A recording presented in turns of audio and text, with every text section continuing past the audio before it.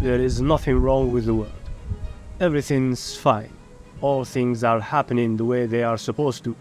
All events are unfolding the way they were always meant. Now, I'm sure you have a few objections to those statements, and I'm sure there's at least one of you fucking seething with rage at this very moment. I mean, how about the government? The fact that people are selfish, malicious assholes. Jeff Bezos, the economy, your parents, deforestation, starving babies. Insert whatever political ideology happens to be the opposite of yours. Society, your noisy neighbor. And, to be fair, perhaps those can be actual valid reasons to be upset about. But somehow this fills me with the need to ask you a question, which is, why are you not equally upset about everything wrong in the world? Because chances are there's only a few things about the world that really fuck with you. One or two things that you can't help but constantly and religiously bang your head against over and over. Another question I could ask you could be, are the things that you perceive as wrong truly wrong? Somehow, those wrong things are not so wrong according to other people. Just like some of the things that you were certain were wrong in the past, you have now realized weren't so. Who's right, vegans or carnivores, conservatives or liberals, conspiracy junkies or government geek gobblers? Those that follow rules and go with social norms, or those who reject societal and social expectations and are shamelessly defiant in themselves? To make things clear, I'm not denying that the world has issues or that we shouldn't care about them or try to fix them. I'm saying that the world cannot not have issues. It goes with the fabric of reality for things to go wrong, but what goes wrong will have the relentless tendency to be attached to your identity. What goes wrong for you went right for another person. What you gained was another person's loss.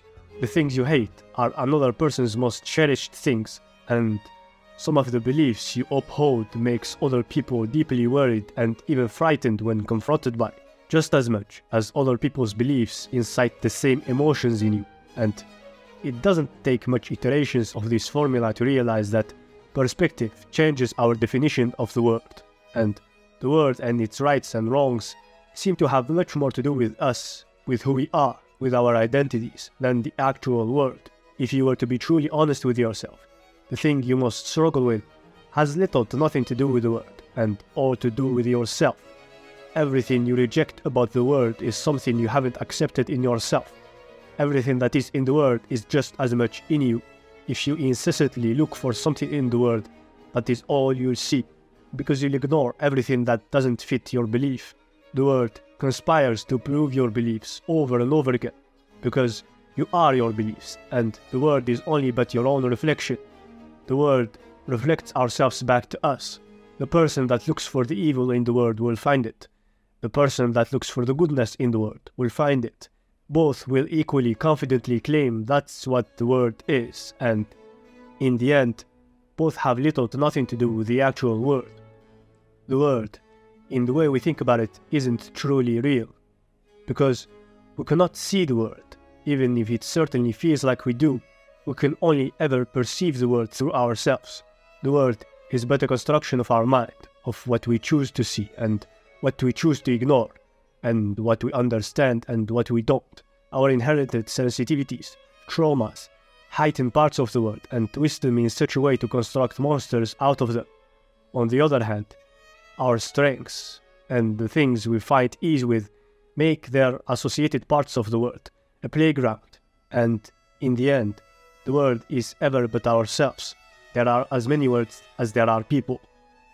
It goes without saying that there is true tragedy within our lives, within our families, our societies and nations, and I will not deny that there hasn't been a time in history where there was this level of awareness of what's happening everywhere at all times.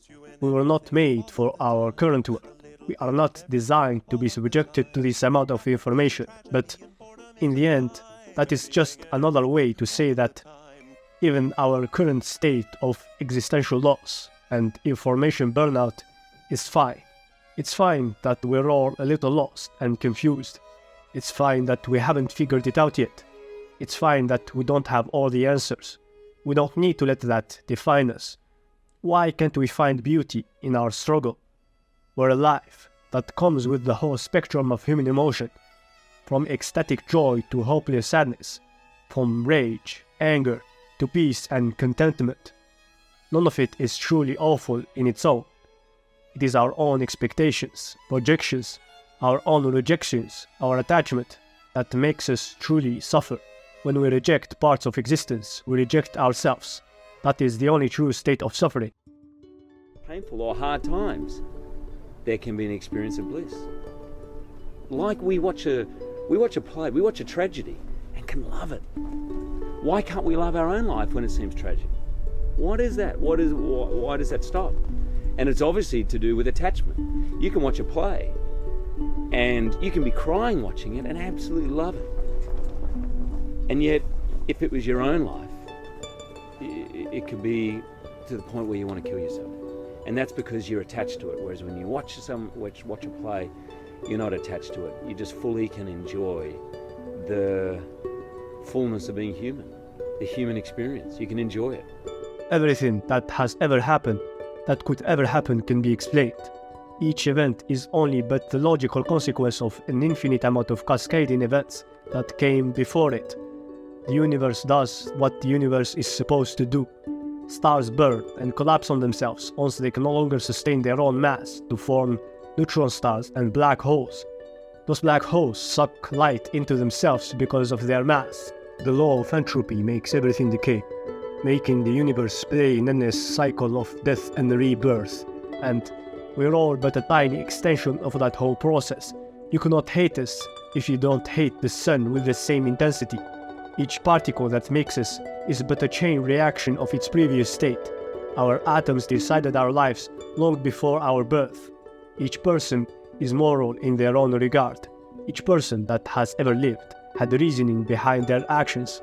Each person is but an iteration of nature doing itself how it knows how. The perception of their immorality is only justifiable from our subjective outsider point. There are no bad guys. Each of us are the villain in another person's story, and those of us who aren't are their own villains. There is no true evil, only fear and the unwillingness to face it. The world is fine. It has always been, just as much as you are fine. Just think this, everything's perfect. We live in a perfect universe. Everything that's happening is perfect. And here, if you really want to get really fucking rancid, how about this? You're perfect. Wow. And you're exactly where you need to be. And exactly what's happening to you right now is perfect. It's just exactly right. You, right now, the way you are, and all your glory or all your fucking awfulness is beautiful and perfect, and you're gonna be fine.